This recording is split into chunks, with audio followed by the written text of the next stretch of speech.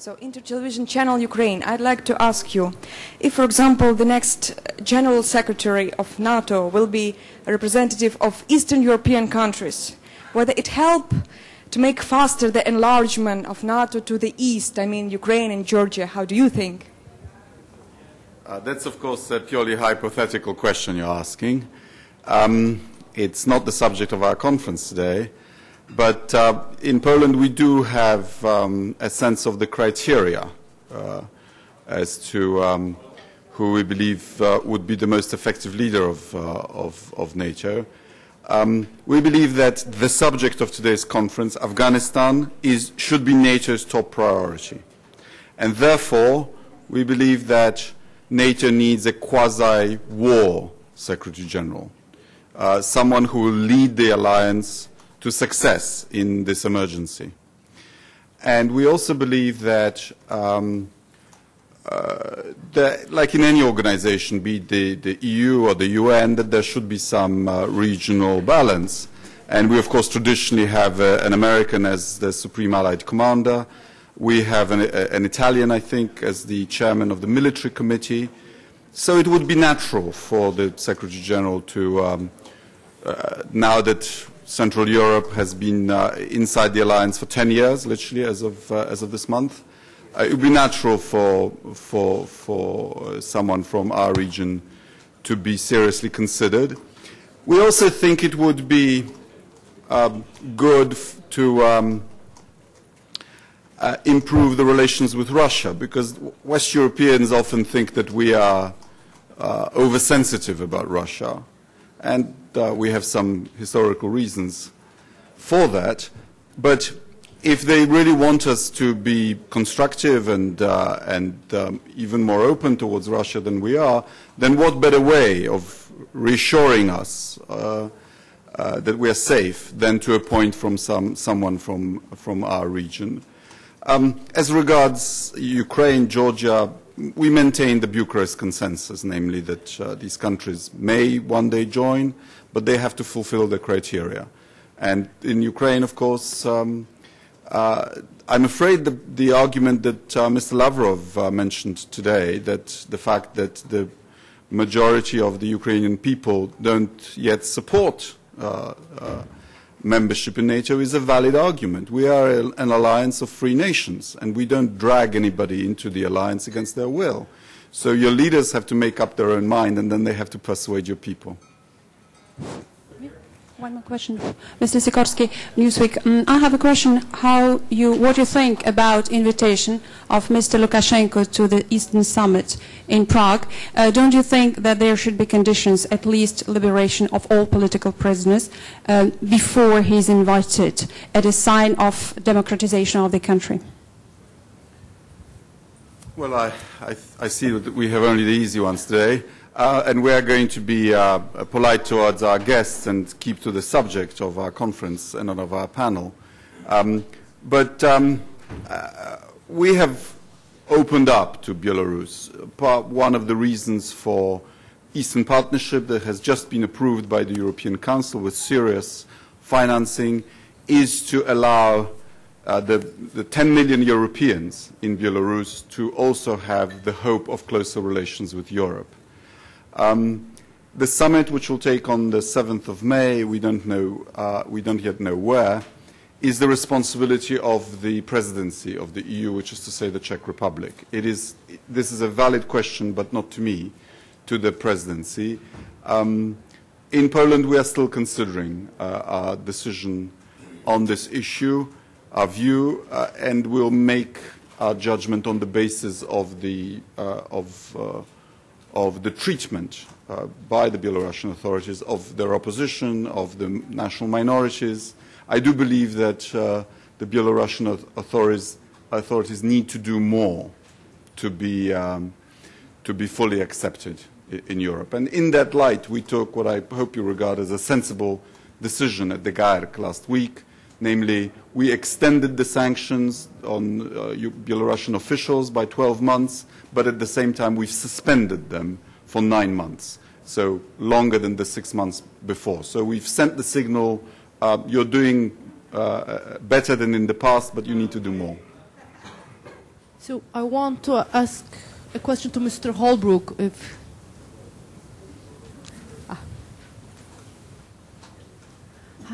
Hi, I'm Zeynep Kucan. I'm from Turkish press here. I want to ask a question about Turkey's contribution to Afghanistan.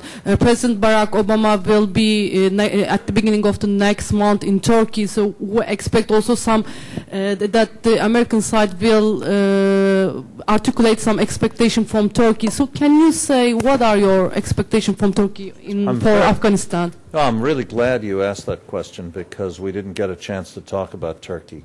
Turkey is a major factor in Afghanistan because of the Turkmen minority, because of Turkish role throughout the region, and because of Turkey's central role in Afghanistan and in NATO.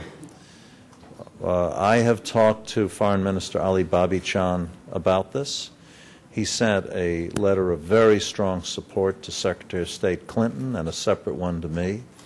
I will leave it to him to describe the contents of a confidential diplomatic exchange, but his letter was an expression of support and a readiness to consider doing more in the civilian sector.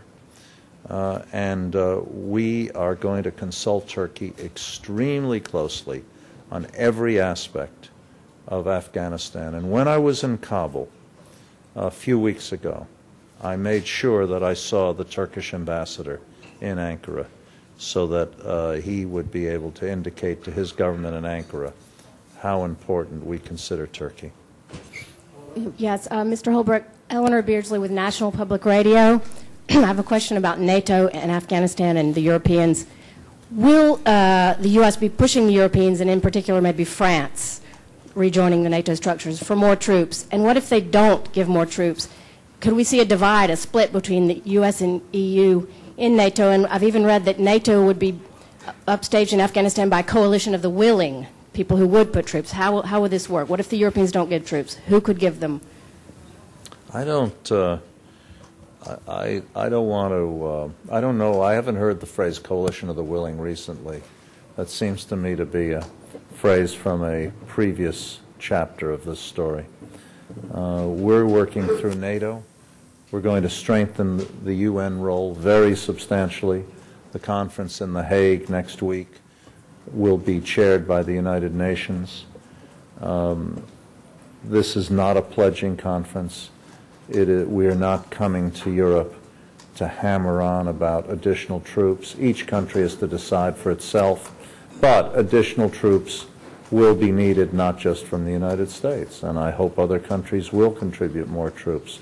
Many of the countries at this conference have, in fact, said that they are going to send more troops or are considering it. You just heard Foreign Minister Sikorski talk about Poland in the larger session. Polish contribution is enormously important, and if they choose to increase it during the election period or beyond, that would be most welcome. But I think the idea of the U.S. going around and demanding from other countries what they should do, that's not the way we ought to do foreign policy, and that era is over. Yes, Mr. Holbrooke, Pascal Bourgault from RTBF here. What? Yes. Pascal Bourgault from RTBF. I have questions. Could you tell us the main line of the new strategy in Afghanistan and a definition of what is a moderate Taliban and how are going to be the negotiation? And then a quick comment on Belgium just announced that they're going to try to increase their presence in Afghanistan. Can we have a quick comment on that? Thank you. We welcome the Belgian indication of increase, and I look forward to meeting with the Foreign Minister of Belgium on Monday. On the question of moderate Taliban, it's a phrase which you'll never hear me utter. If you're a real follower of Mullah Omar, you're not moderate by definition. But as I said in the other room, the vast majority of people fighting for the Taliban are not people following the precepts and values and beliefs of Mullah Omar. They're doing it out of a sense of grievance or because they consider it a job. And finally, your first question was on what? Strategy. We are in the middle of the strategic review, and we haven't yet come out with all the details of it. But I think I indicated in the other room what some of the main lines are. Afghanistan in a regional context that involves Pakistan as a equally critical issue. No success possible in Afghanistan unless the western areas of Pakistan are dealt with more successfully than they have been up to now.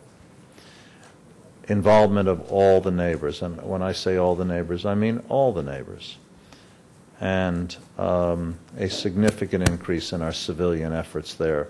Not when I say our, I don't mean the United States, I mean the international coalition. I draw your attention to what the Japanese ambassador said in the other room. Pascal Mallet, Agence France Presse AFP. You just confirmed that the strategic review by your country is not over, but on Monday you are going to, I don't know, consult or inform? Consult.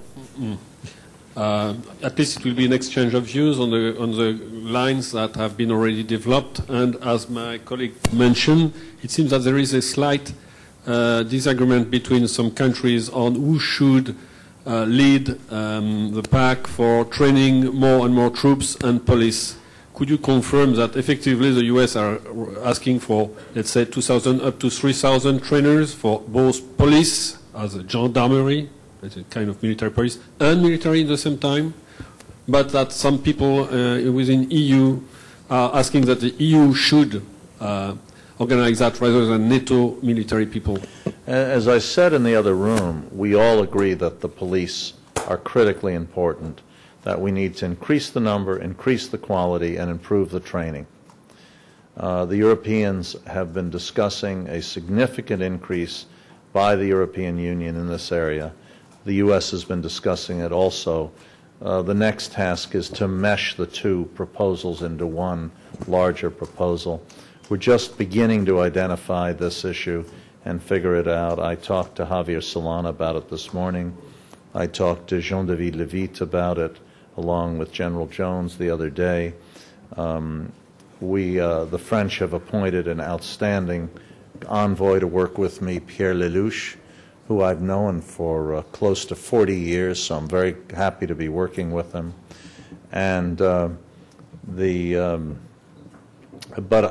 looking for a difference or a disagreement. I don't see it. I see a common problem, a common challenge, and now we're working out the details of how to work together. I don't think it would be good to have two separate police training programs, and we all agree on that. So we'll work it out as we go along. Nawab Khan from the Kuwait News Agency. Mr. Holbrooke, you emphasized the role of India in solving any problems in Afghanistan. But do you think solving the problem of Kashmir is essential for India and Pakistan to cooperate on this? Thank you. I hate to disappoint you, but that's an issue which I'll leave to the Indians and the Pakistanis to work out for themselves. Sorry, but that's all you'll get from me on that issue. Thank you.